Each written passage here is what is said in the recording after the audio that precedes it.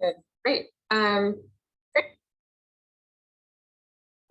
Thanks everyone for coming. My name is Kristen. I am one of the students in Lisa McDonald's class. It's a class focused for PhD students in STEM education, talking about literacy. So we're really excited to have Dr. Solomon here with us today. We're just going to give a little intro for her, talking about some of the awesome stuff about her, and then we'll let her take it away. So Dr. Yvette Solomon is a professor of education at Manchester Metropolitan University and focuses on research related to realistic math education, inclusive math teaching, and addressing student disengagement in mathematics. She has expertise and experiences in psychology research, math, statistics, and has her PhD in educational research from Lancaster. Dr. Solomon served as editor for Research in Mathematics Education Journal from 2013 2017, it's very exciting, and has a lot of books published, but one of them is titled Mathematical Literacy, which is the one that the ones in our class are pretty familiar with.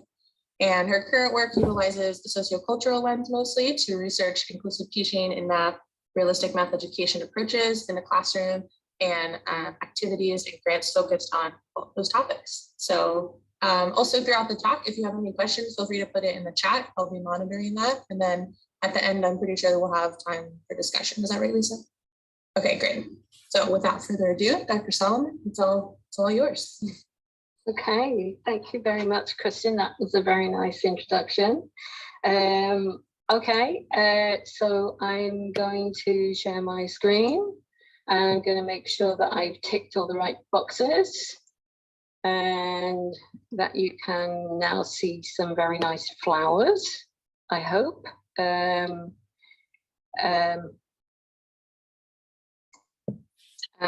you should now see, can you confirm that you can see my talk? Okay. Thank you. I'm just making sure I can see the video panel. Okay, so, right, so let's go. So thank you very much for inviting me to do this talk, and it was very interesting to see what of my work you have been reading. So this has been an opportunity actually to revisit some of the work that I did some years ago with my colleagues Tony Croft and Duncan Lawson, who were very active in all of the activities around trying to improve undergraduate mathematics students' experiences in the UK. So what I have realized in, because of you actually looking back at that stuff, that there is a connection between these students and how they experience maths and the students who I've been looking at much more recently with my colleagues at Manchester Metropolitan University, who are expert practitioners in realistic maths education. And so I've brought them together in this argument about why devolved authority matters. And it matters for all students, whether they are low attainers or higher attainers, and at whatever stage they are at in the education system. So first off, this should work. Okay, now it works. Okay, so just here's an overview of my talk. So first of all, I want to unpack the idea of alienation and contrast subjective versus objective relations. And then I want to briefly look at the work I did with Tony Croft, and we published in the International Journal of Educational Research in 2016, which was about experiencing university mathematics. And what I want to pick out of that is alienation as the legacy of school relationships with mathematics. And then I want to move to students who are at the exact opposite end of the spectrum, students who fail in our national examinations here in England at the age of 16. And I want to raise the issue of what happens to them and how they continue to fail. And I want to then introduce the work that we've done, which is around trying to repair those relationships with mathematics through realistic maths education. And I'm going to introduce RME and then look very closely at the idea of guided reinvention, which I wrote about with my Manchester colleagues, Sue Huff and Steve Goff. in educational studies in mathematics, and that article came out last year. And I'm going to show you Steve teaching GCSE research students, so students who are serial failures. So we're going to look at that. And as I've said, really, my conclusion is that agency matters for all students, whatever stage they are at, however good they appear to be at maths. So starting off here about relationships with maths and the development of alienation, I think most people are very familiar with this work by Bowler and Greeno from 2000, where they contrasted students in didactic classes, where students were treated as passive learners, maths was unavailable to discussion, and success was the question of memorizing rules, and positive evaluation was according to the teacher or textbook. And they compared those with discussion-based classes where there was active learners, and the goal was understanding, which was of concepts which are constructed in interaction with people and texts. So what they found, as many people are familiar with, is that in the didactic classes, all the students were successful, but half of them disliked mathematics and they didn't want to continue. They were unable to develop a connected understanding of mathematics, and they felt that the lack of creativity in their classes didn't fit their sense of self. In contrast to discussion-based classes, almost all of the students said that they enjoyed maths, and 80% planned to continue with it. And maths fitted their sense of themselves as verbal or thoughtful, and they in general had more agency in the classroom. So unpacking that idea of alienation, Bowler and Greeno treat alienation as a subjective state. So for instance, they didn't see the happy students in didactic classrooms as alienated. What Tony and I wanted to argue in that paper was that actually they were alienated. It just is, we need to see it in a different way. And we need to see alienation as an objective relation. And if we do that, then we can see alienation is a separation from the activity of mathematics itself. So students are subjugated to memorize rules, for instance.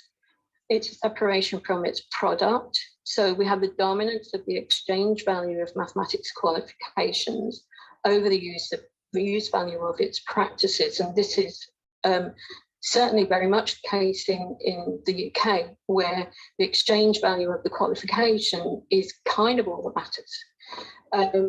There's a separation from other students in terms of that whole dominance of exchange value generates an isolation and competitive environment.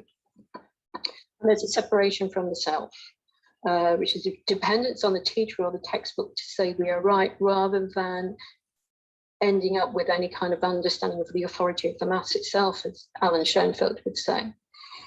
So, understanding relationships with maths in those terms can help explain why good students might begin to disengage at university when they experience a step up in demands. And the reason why Tony and I wanted to look at that back then was because all over England, universities were reporting big dropout from students in mathematics degrees, particularly when they got to their second year. They would breeze through the first year and then collapse in the second year. Was it just a big fish in a small pond versus a small fish in a big pond thing going on, or was there something more to do with their whole relationship with maths? So just to give you some examples, and this goes back to some research that I did before I was working with Tony, where you can see these alienated relationships at university.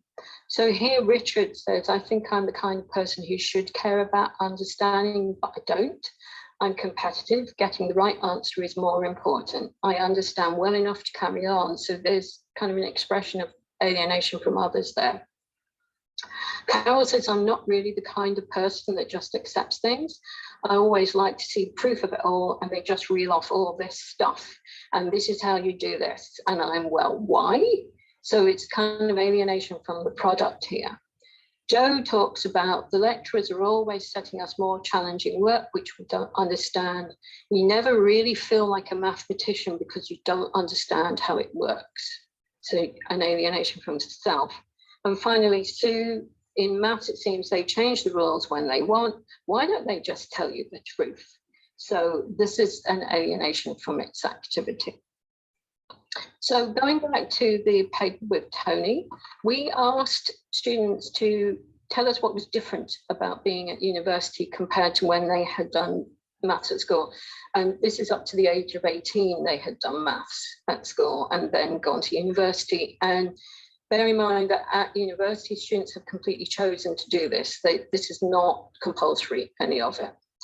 So Laura says it's a lot more theory-based at university. At A level, which is the school level, it was more calculational. So I think at the beginning, for a lot of people, it's difficult to make that transition to understanding the theory behind the maths rather than just the basic numbers.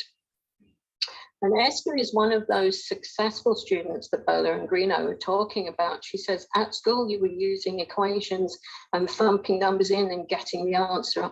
I could sit down for hours and work out the turning points on all sorts of graphs and stuff.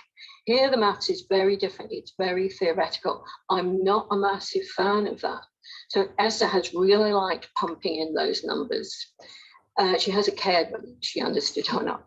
Emma says, I think it's just a big change from school and you don't realize until you get there. Like within a couple of weeks, I nearly changed course because it just shocked me. And you feel like everyone else understands whether they do or not. So there was a lot of shock and a lot of confidence. What we decided in the end when we did our analysis is that there's still a subjugation of self to authority amongst these students. So David gives a typical example of holding on to former systems of authority, the systems from school. So when we ask him, what do you do when you don't know whether you've got it right or not? He says the easiest way would be for me to go to a lecturer with each question that I'm having trouble with. I only know I'm doing well once I've got the right answer and can check I've got the right answer. I don't know I'm doing well going through the question. And Esther, again, we've already seen her, she relies on peers. She said, I'd probably speak to someone else and get their opinion or explain things to them and get them to explain things to me and see if our understanding was the same. And obviously we might both be wrong, but in some ways it's probably less likely if there's two people that have the same understanding. So there's kind of security in numbers, but that's numbers of people, not the numbers of the maths. But a lot of the students actually wanted to own maths. So here's Joe, he talks about learning the language of the course. Rather than seeing all the isolated definitions and stuff, I can actually understand the theme of the course and how everything interlinks and the relationships with everything, and then I'm quite happy. Once I've learned the whole language of the course so I can speak it fluently, I guess that's when I'm quite happy. So Joe there is expressing a very strong sense of connectedness of maths. And Heidegger also talks about connectedness.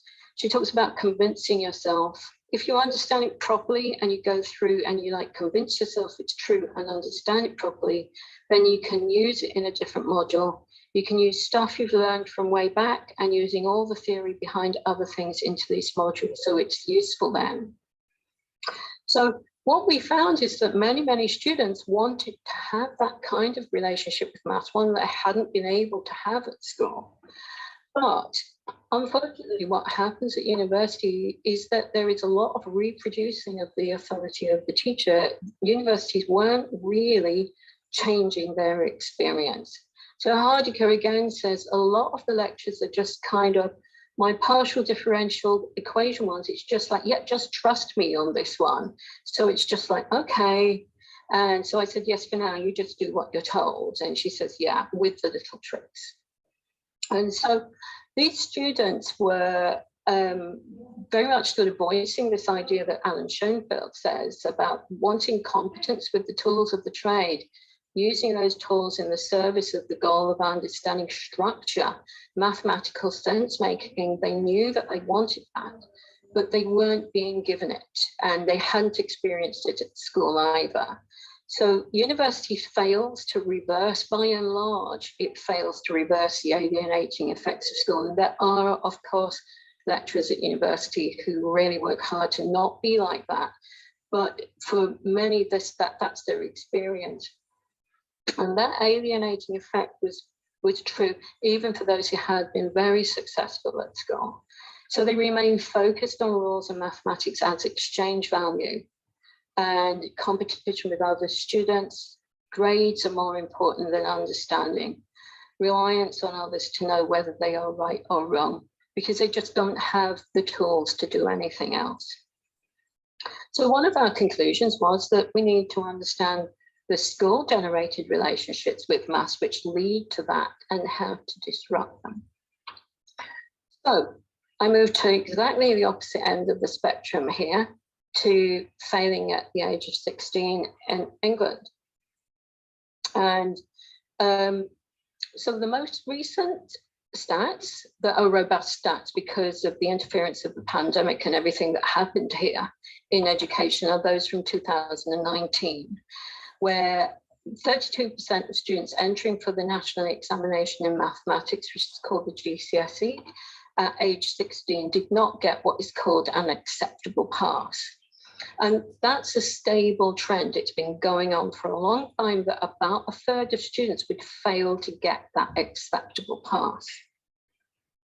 And the students who are most likely to fall into that category are students who get free school meals. That's an understood marker of deprivation in England, if somebody's getting free school meals.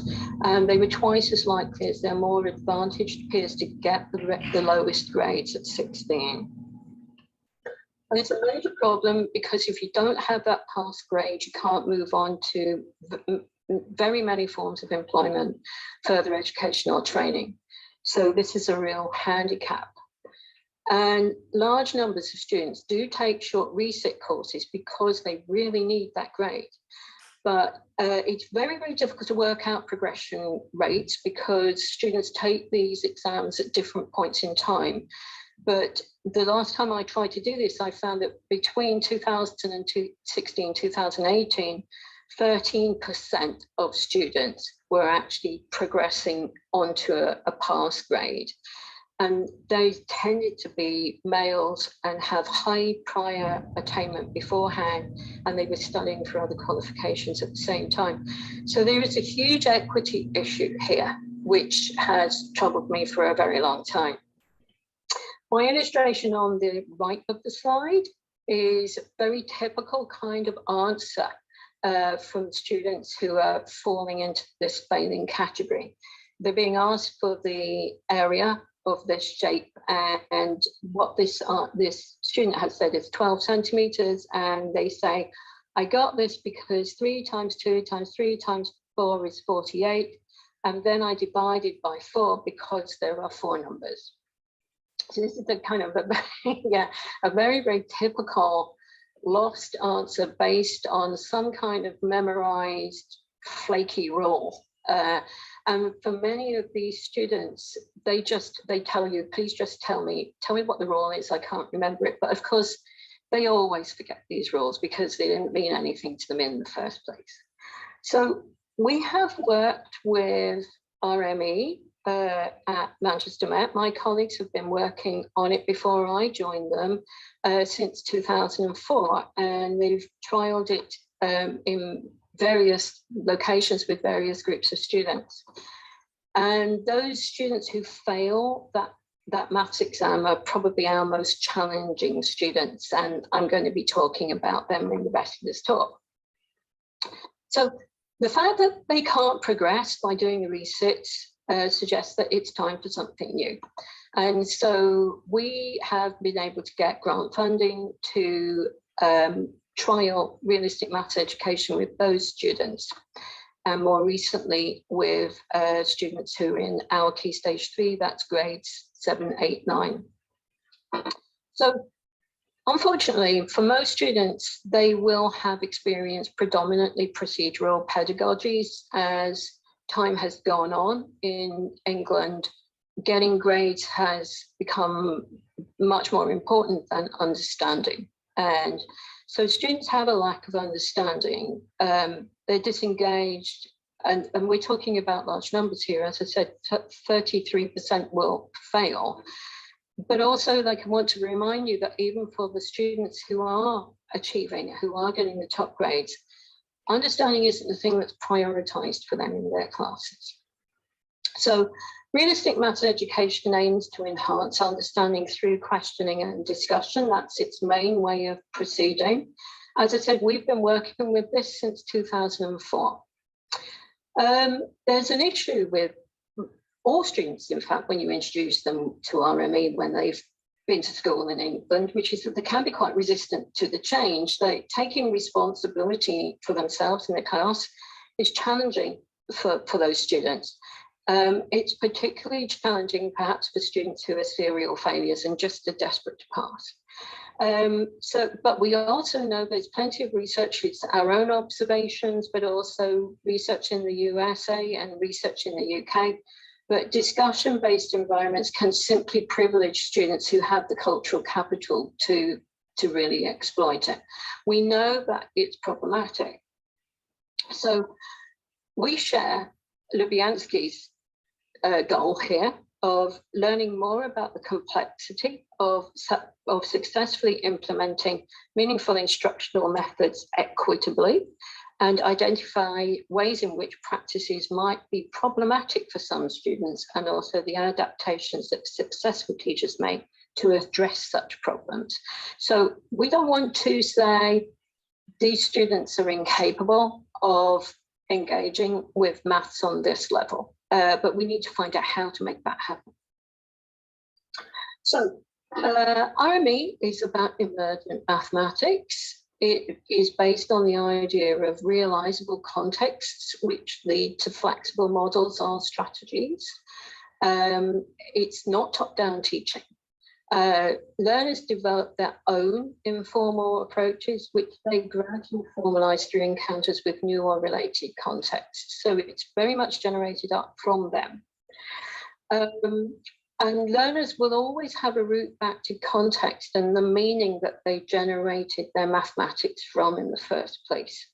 So understanding is built in right from the beginning. Importantly, teachers need to support that. We can't just have a free-for-all going on in a classroom.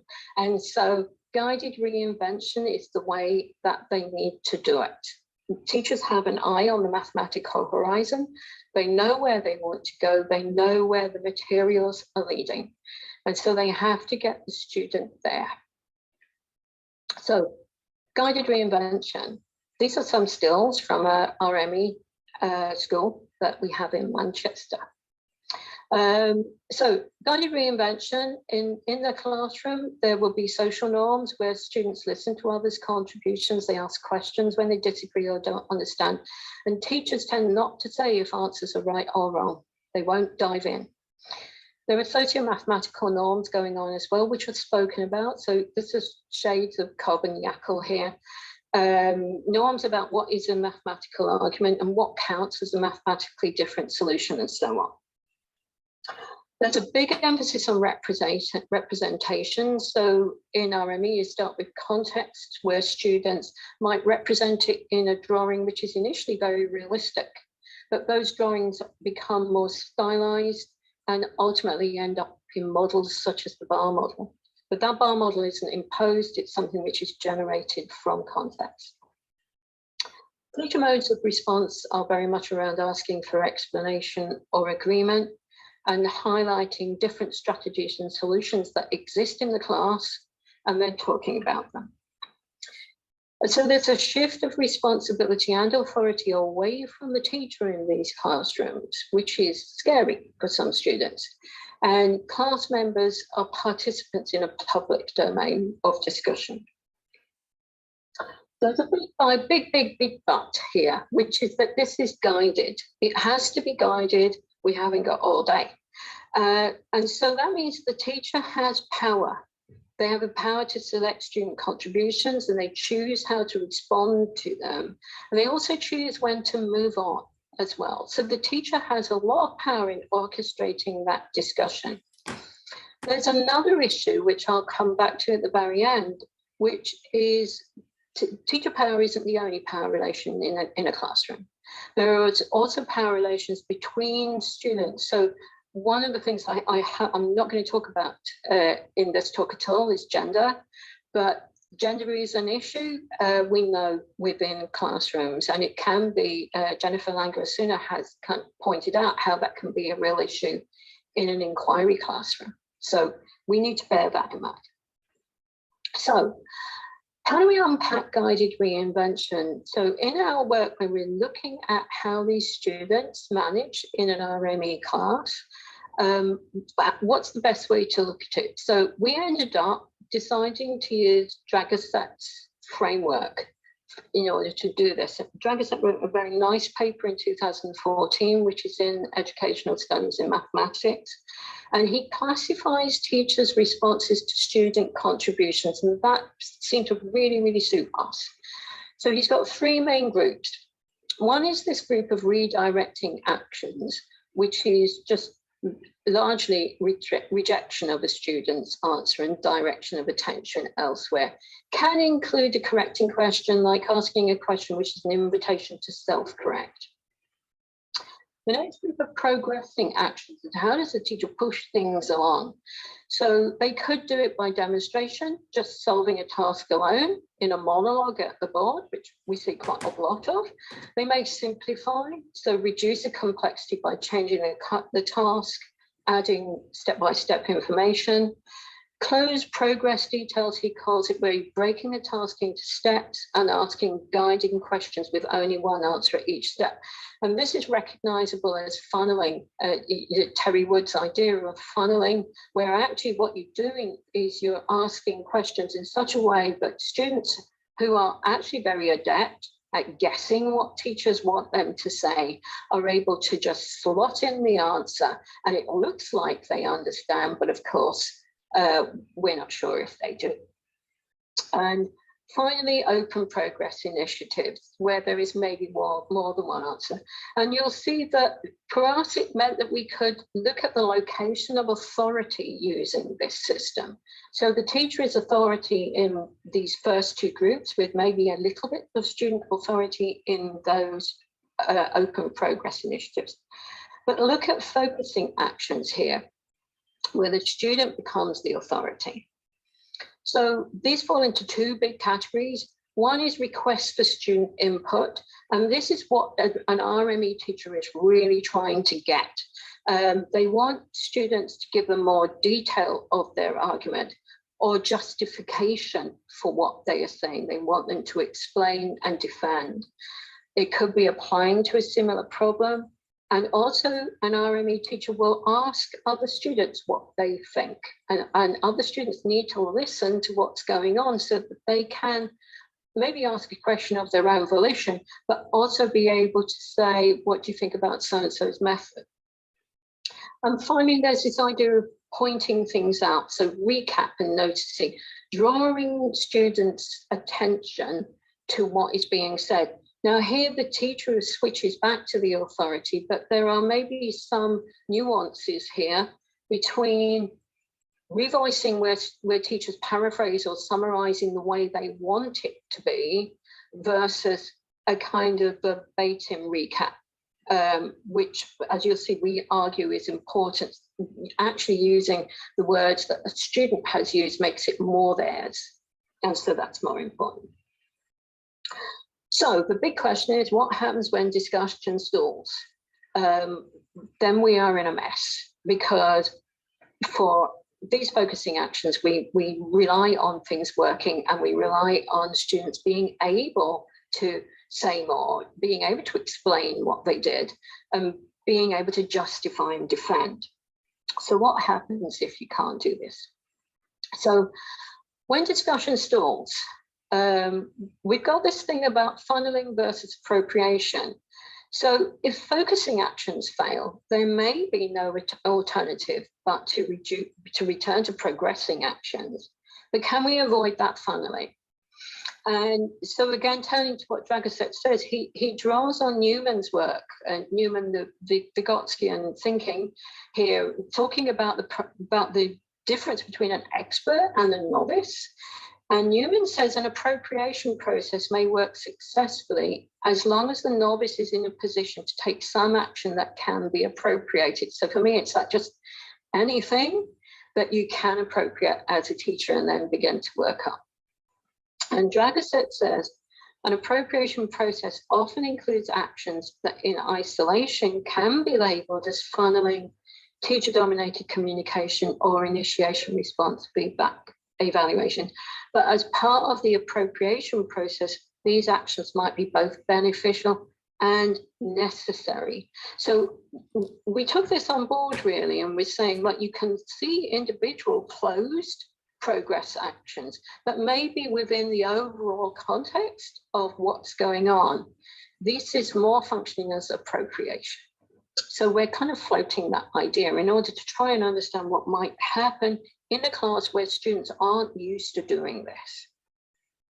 Okay, so finally, I get to Steve. So this is Steve Goff down here in the corner.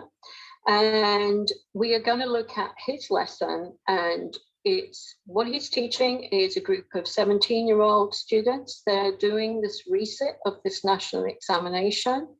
And this is an intervention that we had as a project a few years ago. So the lesson is about a canteen survey, and the context is the new cook wants to find out what students prefer in their eating because she wants to encourage them to use the canteen and to eat healthily. So you can see here the slide. This slide appears initially in Steve's lesson about 10 minutes into the lesson.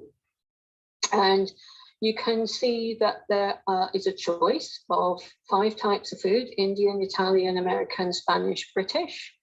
And the data is given here for a year 7 class of 30 students and a year 12 class of 20 students. And you can see, perhaps you can see that the design here has been deliberate, that we have 3 people preferring in both classes Indian. So the students are needing to think about what 3 out of 30 is compared to what 3 out of 20 is. And the other crux question is Italian, which is 6 versus 5. And it looks like, just superficially, that Italian is more popular in the year 7 class, but in fact, when you do the fractions, you can see that it's around the other way. So the emergent idea here is the common denominator. In an RME classroom, we won't come in and say, right, guys, we're going to compare fractions, and so we need to have a common denominator.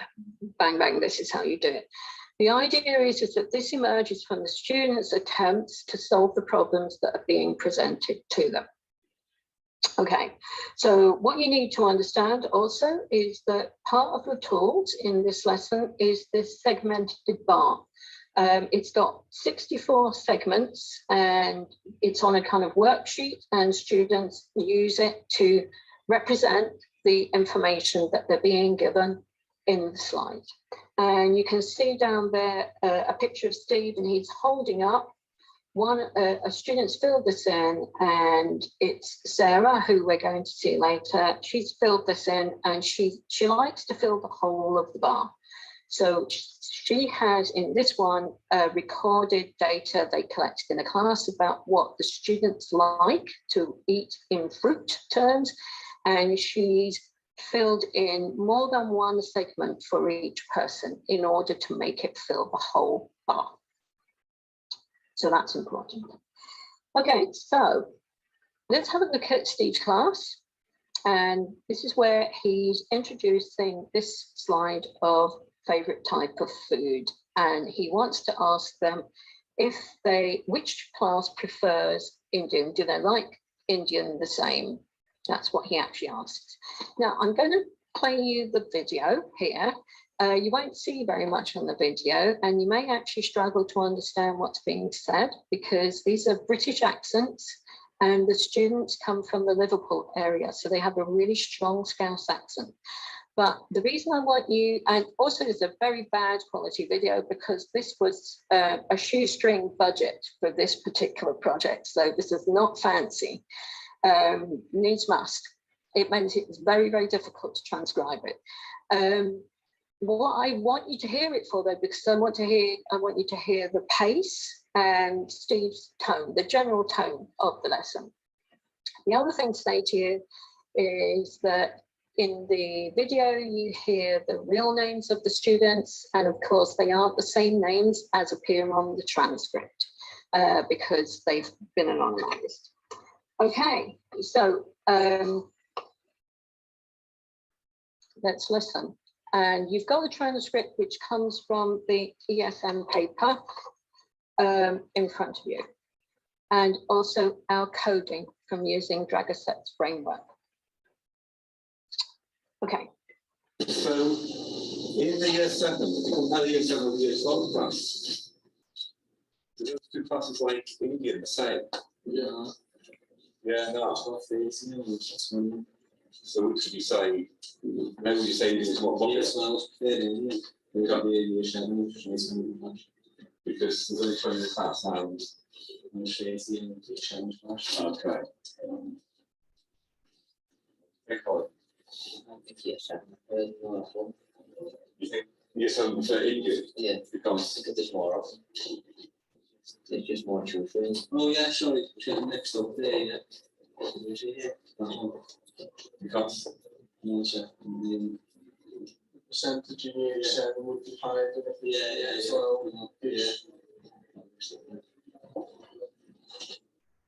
it's the same number. If you said like do some like other percentage, the year 7 more than the year 12. Okay, that's interesting. We'll come back to this question.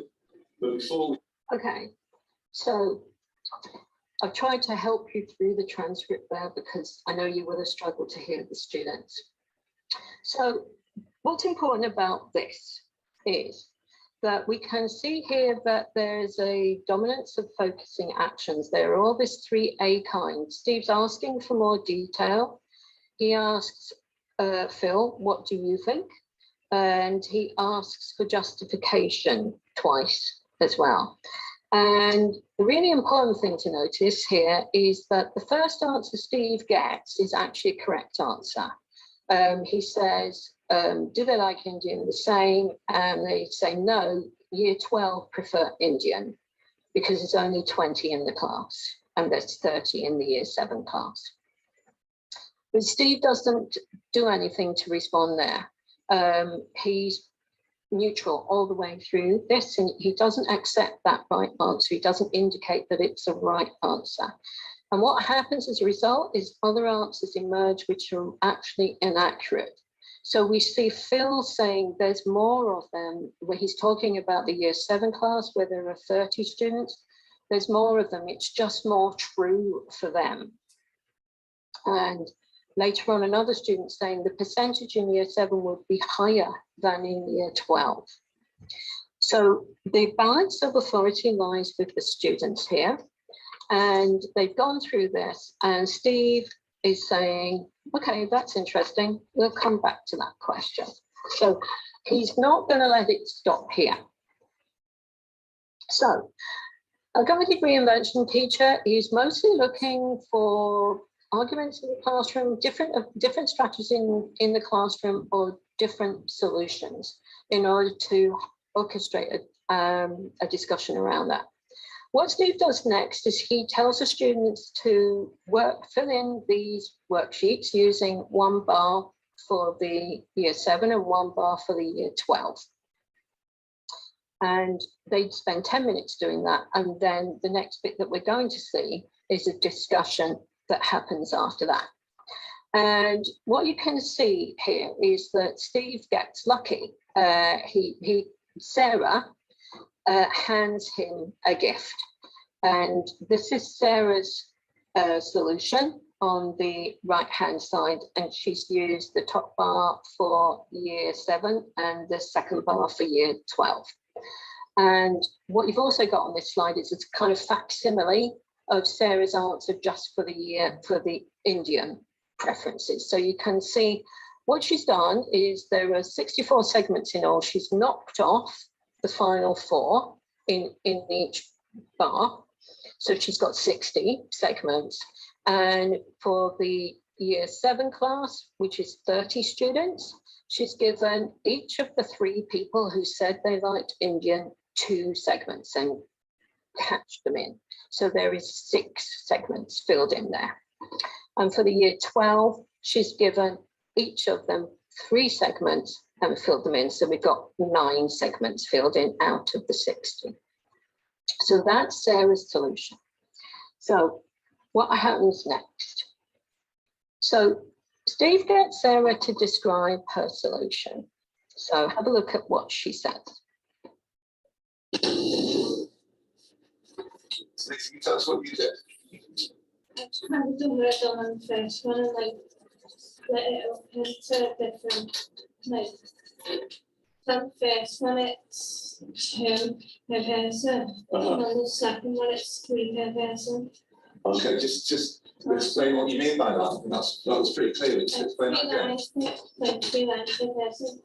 So with the year 7, how many lines per person? 2 I think it was. 2. I think so. So with year 7, she used 2 lines per person, and with year 12, It was 3. 3. And then I just didn't use 4 at the end. So.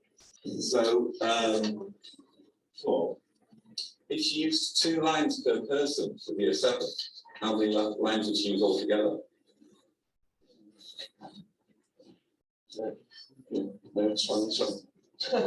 Okay, so that's just, we've seen Steve there running through Sarah's solution with her. He wants to know if she can explain what she's done. So he asked for lots of detail, and we can see that the authority is still lying with the student here. And he's getting her to explain exactly what she's done. Or rather, perhaps not to explain, but to describe what she's done. Whether she can explain it is another situation. Okay, so what Steve does next in the lesson, he follows kind of RME practice again, and what he does is he wants to make sure that the other students have understood what she's done. He can't progress any further if they haven't. So he just makes sure, so he rehearses the details and makes sure that they all know how she's actually done this solution. So they're all on board. Okay, so here's the crucial thing. What Steve wants to do next is ask Sarah to justify this, so he needs to move this on. So he asked, does Sarah's method tell us what we want to know? My question is, can she defend it? And my answer is no, she can't defend it, actually. And the discussion stalls here. So I'll play you the video and also help you through it.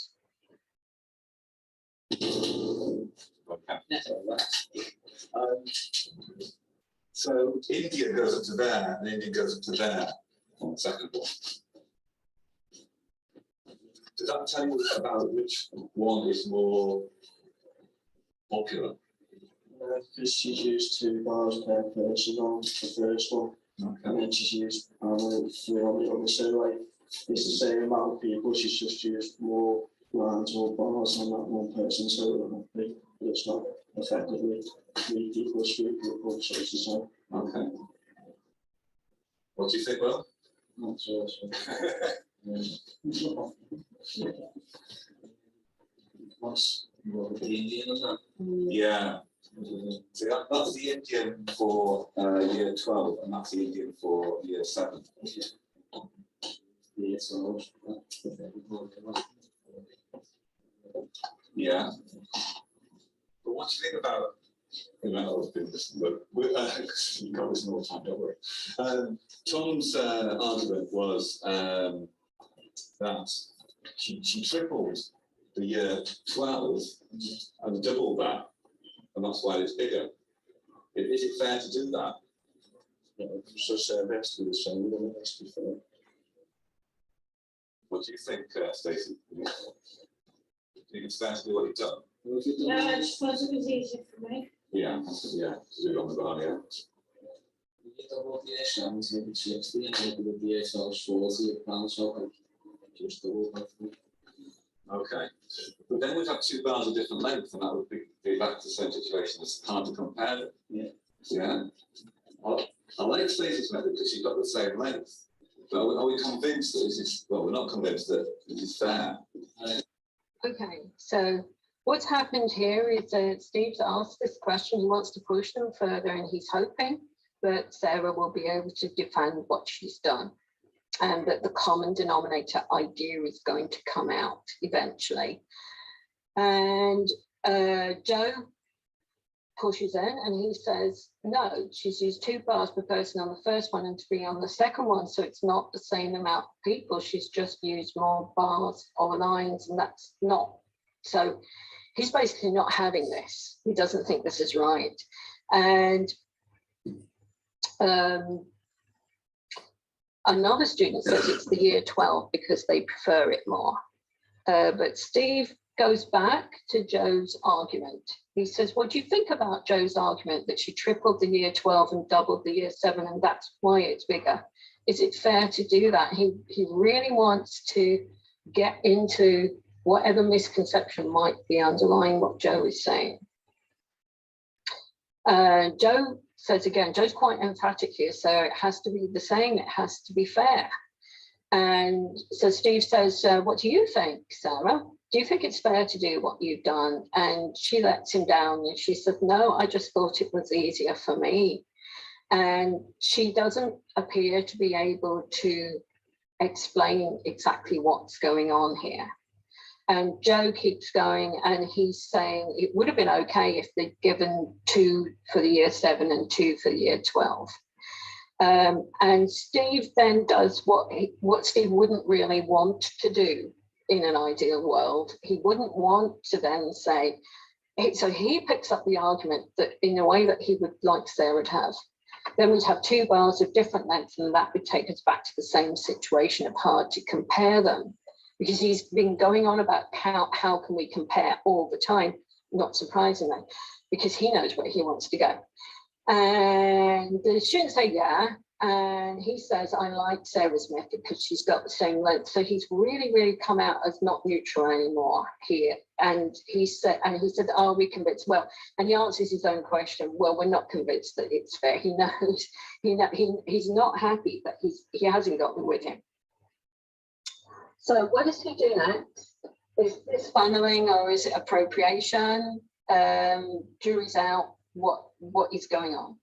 So I'm going to start here next without a bit of transcript because you can see very easily what Steve's doing. You know, she doubled these. Just double these for me. Double 3. 6, 12, 6 down. 2, 7, And then double these for me. 6, Oh, so we're not doubling these, are we? What should we do? Tripling them. Times by 3. 9. 15, 30, 6, 0, Okay. And what do those numbers come to? 24, 60. They would come to 60 if we open up. And what do these numbers come to? 60. Okay. If you had 2 year 7 classes of 30 with the same opinions, this is what you get. Yeah? And if you had how many? 3 year 12 classes with the same opinions, that's what you get. Yeah. So is that a fair way of doing it? Yeah. Okay, so what Steve's done here, he's gone through these very closed questions, he's funneled them through to get these answers that he's writing on the board to double or triple the numbers. And then he asks them how much do they come to, and they both come to 60, hey presto. And then he wants to say, if you had 2 year 7 classes of 30 with the same opinions, this is what you'd get, and so on. And notice that Sarah is still with it. She knows that it's 3. She corrects when somebody says 2, it's 3. So Steve says, is this a fair way of doing it? And they say yes. But he's still not really satisfied. And I think you can see why he's not satisfied, because he knows that he's actually taken over here. That what's not clear is whether this is appropriation or is it funneling. He's still channeling Sarah's argument, as it were. He's kind of saying what he wishes she would have said, or some part of it anyway. He's still not really very happy, and he introduces an analogy with opinion polls. He gets the students to talk about if you're having a vote in the UK for a general election and you have opinion polls, how many people would you ask? And the students agree you wouldn't ask 30 or 40 million people, and they decide you'd ask 10,000. So he uses that analogy as trying to get going on this again. And then, so here he is, he says they don't ask 30 or 40 million, they ask 10,000, and then they generalize. And then he brings it back to the issue. That's kind of what you've done here. You've asked 20 people here, and then you've times by 3, and you've got 30 people here, and you've times by 2. So now we've got something we can compare. So let's go back to our question about Indian. So we've got 3 people from each class. And Joe, interestingly, this is Joe who says this. He says it's more popular in the year 12 class now. Because if you're giving, like, one person's got 3 votes, if you times that by 3, then effectively 9 people on 9 votes have gone towards Indian. But whereas for the year 7, you've only given them 2 votes. So effectively they've got 6 votes. So it's like so Joe has kind of appropriated in turn Steve's idea of voting and has interpreted that back into the Indian preference. So just to remind ourselves about what Jack says, appropriation includes actions that in isolation can be labeled as funneling, teacher-dominated communication, or initiatory response evaluation. But as part of the appropriation process, these actions might be both beneficial and necessary. So what did we just see? Don't know. This is really difficult to answer. We've argued in the paper that we have seen here appropriation which is beneficial. But there's a fine line between gains and losses in agency. So our question was, how can devolved authority be established when students lack experience of agency in mathematics classrooms? Certainly, Steve's pushed that agency in their direction. He's used neutrality, he's waited for more responses, and he really hears students, so he reflects back to them what they've been saying. We see a lot of focusing actions which maintain a shift of responsibility to students. And there is recapping of students' ideas, even though they may be quite clumsy, which is constantly signaling their participation. I think he established in that class that this was Sarah's solution, that this was Sarah's method. So we've argued that appropriation has a role to play, but there are still questions, as there are with anything, really. We can't be sure. Does Steve's appropriation of Sarah's method enable her to maintain ownership, or has he just taken it away from her, or is he signalling that it's very much hers? What is the impact of Joe's opposition on Sarah? So I said I wasn't going to talk about gender, but in fact, this didn't come into the paper until one of the reviewers very kindly suggested that maybe we ought to think about this. And it was a really useful comment in a review, actually. It was really good. Because what is the impact of Joe's opposition? Sarah doesn't appear to defend against it. Does Steve's appropriation of her method help in that situation, or does it undermine it? We don't know. So what we want to say really here is that there is, just going back to what Lubianski said, we're looking at what is difficult and what can we be doing, and there are ways in which we can clearly shift responsibility. Can we make guided reinvention completely work? How much understanding have the students taken away at the end of the day? And that's a pretty open question, but maybe it's better than what they had before. So finally, just to wrap all of this up, I've wanted to talk about repairing alienation and disengagement. So alienation is separation from the act of producing and from oneself as a producer. And what I've wanted to argue is that it affects many students, maybe most students. It isn't just something that happens to those who drop out or fail at an early stage. For many, many students who can be really successful, including students at school, they're not necessarily getting a prioritization on understanding. So devolved authority and shared ownership of mathematical knowledge matters. Achieving devolved authority requires a very different approach to teaching at all levels. And that includes students, very often here in our trials, teachers worry less about the high achieving students. They think they're fine. But it seems from our research really that alienation will catch up with them in the end at some point. And yeah, I think I had that experience too. So without teaching which focuses on agency for all, teachers, even the best, can become alienated. And it's a mathematics they feel they don't understand and they can't work with it. And finally, supporting the lowest attainers to gain agency in maths is complex. It's difficult to do. But we want to argue it's not impossible and it's worth trying, and it's worth trying to find out more about how it works. So I'm done. Thank you. Can I say something? Yeah.